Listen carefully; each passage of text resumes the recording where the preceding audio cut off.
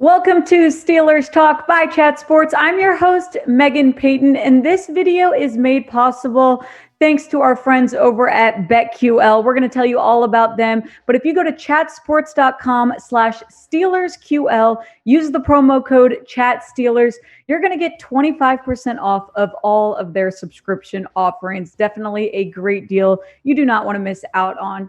But today is our Mailbag show, which I love. It's where you guys put in questions for us in the community page. We answer them. You guys react to our answers. You don't want to miss out on these. We do them every week. So make sure to check out our community pages. Get your questions in for next week.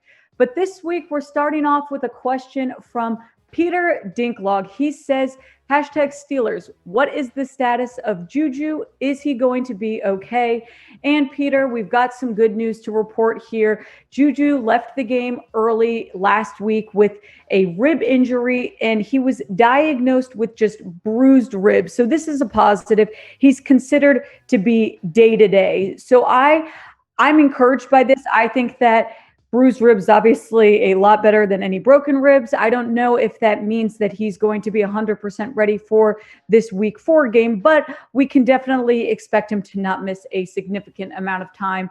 Ian Rappaport took to Twitter this week saying that #Steelers wide receiver Juju Smith-Schuster, who left Sunday's game with a rib injury, was diagnosed with bruised ribs, sources say. He's considered day-to-day after undergoing all tests and receiving negative results. Negative is a good thing. So again, positives here with all of the injuries that the Steelers have been dealing with. It's good to get a little bit of positive feedback. Next up on our rumors and mailbag questions, this one's coming in from Joseph Evans. He has a little bit of a longer thought. He says, time to rebuild. That game was disgustingly ugly and painful to watch. I told you all, Ben is prone to throwing interceptions. He's not the playmaker he once was, obviously. He can't run or move around in the pocket, not reading his progressions. It's time to walk away. Ben, a man has to know his limitations. It's just that simple. All right, Joseph. So Joseph had a lot to say after this week 3 loss against the Bengals, and I think that some of it's fair. We've talked about just the issues that Big Ben has had and just his ability to perform the way that he once did, and that's going to happen. I know it's going to happen to Tom Brady one day. It happens to everyone. He isn't the same guy that he was 5, 6, 7 years ago, and that's okay. But is it actually the end of an era for Big Ben? I don't know if it is, but we talk about there's just not that many opportunities he has left. It's still early on in the season, but I do think that they are going to have to figure something out pretty soon. So former Steelers Ryan Clark, he was the safety for the Steelers back in 2006. He gave his thoughts earlier this week saying it's the end of an era. It is an end of an era of dominance. It's an end of an era of actually having a Super Bowl window. It's an end of an era for 2 decades of having the same quarterback. This is a total organizational failure.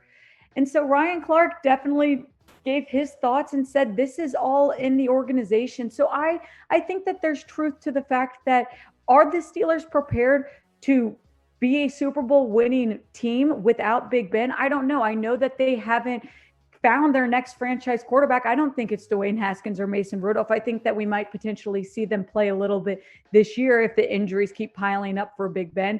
But I don't think that they're prepared for a season without him and really to just move on to that next chapter. And maybe that's a mistake on the Steelers organization. Maybe that's Mike Tomlin. Maybe that's GM. Maybe there's things that should have been done earlier to be able to lead into this new era more smoothly. But maybe we're being a little bit too early. Do you guys actually think that it's an end of an era for Pittsburgh?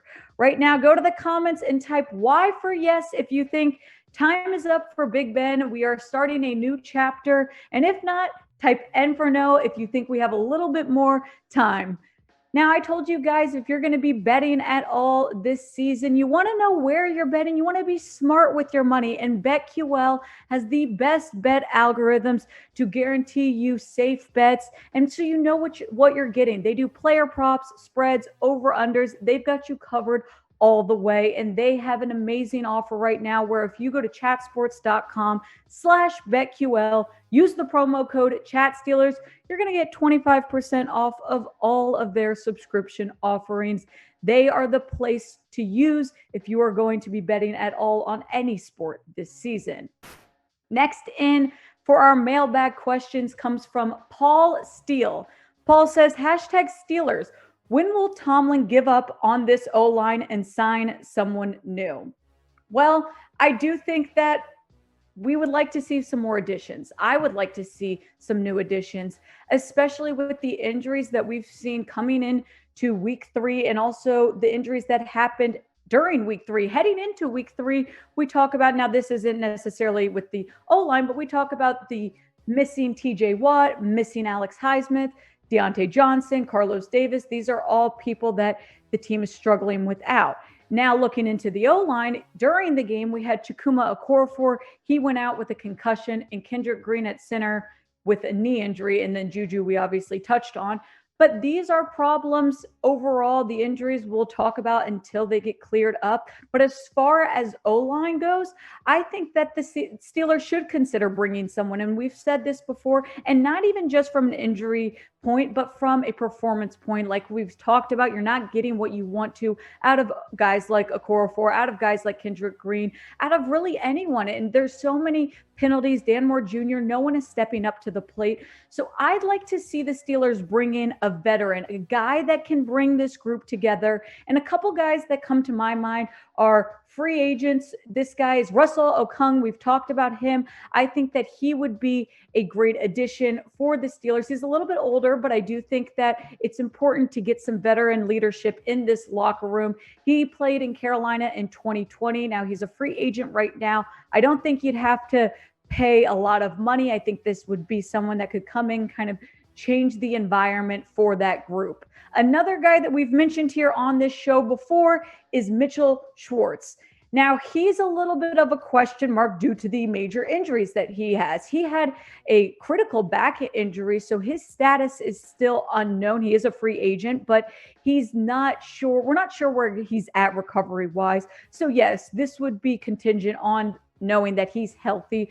But again, this would be just a guy that I'd like to see join the Steelers O-line group just to kind of bring some veteran just knowledge to these guys and hopefully get some more improvement down the road from guys like Dan Moore Jr., Kendrick Green, and obviously Chukwuma Okorafor. But if it was up to you guys, who do you want the Steelers to bring in at O-line? Go to the comments right now. Let's keep it realistic. Who do you guys think is a realistic free agent signing or a trade that you guys want to see in the O-line? Next up on our mailbag questions, this one is coming in from Steelers for Life. He says, #Steelers, can Najee Harris save us?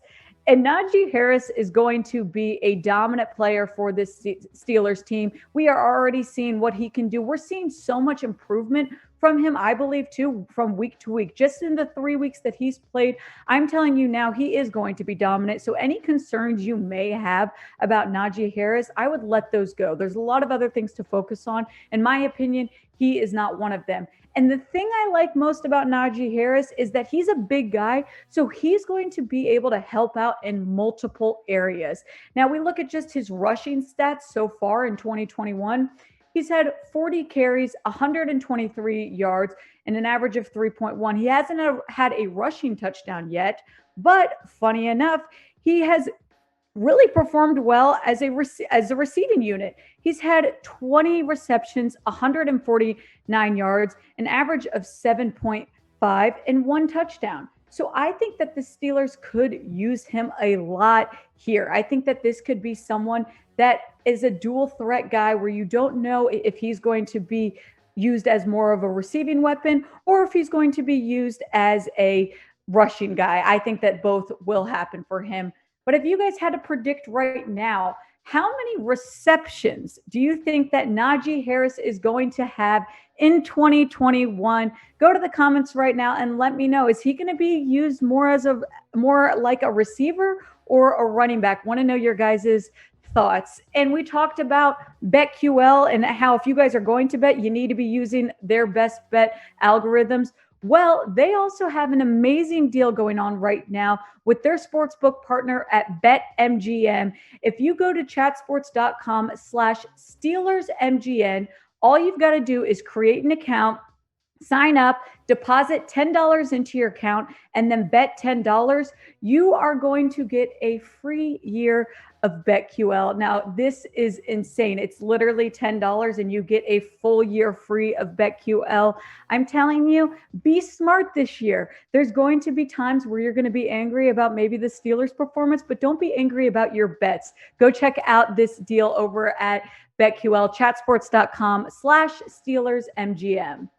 Next question coming in here is from Patrick Starr. We love it when Patrick Starr has his thoughts. He says, #Steelers. When is Devin Bush going to step up? And I think it's time. And I think that we saw this past week, the way that he just wasn't performing well. And I get it. Right now, there's a lot of pressure on him. Last week with TJ Watt out, Alex Highsmith, there is going to be pressure that falls on Devin Bush. And yes, he might still be dealing with a little bit of an injury. He didn't play in week 1, but his performance is just nowhere close to where we want it to be. He had a way better performance his rookie year, a way better performance last year. So I am concerned, and I do think that he needs to step up. You look at this linebacker group, and it's a dominant one with TJ Watt and Alex Highsmith. But if those guys are going to be struggling with injuries, Devin Bush is someone that you want to step up to the plate. So I think that it is time for him to step up. Now, overall, I'd say it's been a rough week for Pittsburgh. There are not a lot of things to be encouraged by. But I think with the injuries clearing up, with some guys getting healthy, we can feel at least somewhat encouraged going into this week 4 game. This is going to be a hard one, though. The Steelers are taking on the Green Bay Packers. They are going to be playing in Green Bay. So, I mean, we're going to preview this game, give you guys all of the information, but just early thoughts as you look ahead to this week 4 matchup. Who do you have winning this week 4 game? If you've got Pittsburgh winning, go to the comments and type PIT. And if you think the Packers are going to come up on top, go to the comments and type GB.